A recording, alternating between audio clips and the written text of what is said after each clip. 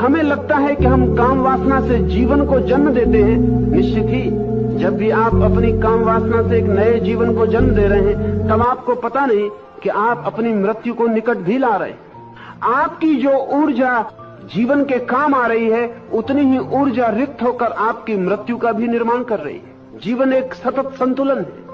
इसलिए जो लोग अमृतत्व की तलाश में निकले, उन्होंने ब्रह्मचर्य को आधार बना लिया। उसके बनाने का कारण था क्योंकि ये बात साफ समझ में आ गई कि मृत्यु का द्वार अगर कोई है तो वो काम वासना है। काम ही उसका दरवाजा है। इसे मैं कुछ उदाहरण दूं तो ख्याल में आ जाए। आदमी में उदाहरण खोजने जरा कठिन है, क्योंकि आदमी के लिए ये घटना क्षण क्षण घटती है और लंबे फासले पर घटती है। लेकिन अगर हम पशुओं और पक्षियों और कीड़े मकोड़ों के जीवन में उतरे तो कई बहुत अद्भुत मिसालें। जैसे अफ्रीका में एक मकोड़ा होता है, वो एक ही बार संभोग कर सकता है, संभोग करते ही मर जाता है।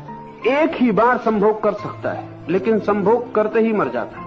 वो मादा के ऊपर से मुर्दा ही उतरता है। लेकिन वैज्ञानिकों ने उसके संभोग का अध्ययन किया है और बड़े चकित हुए।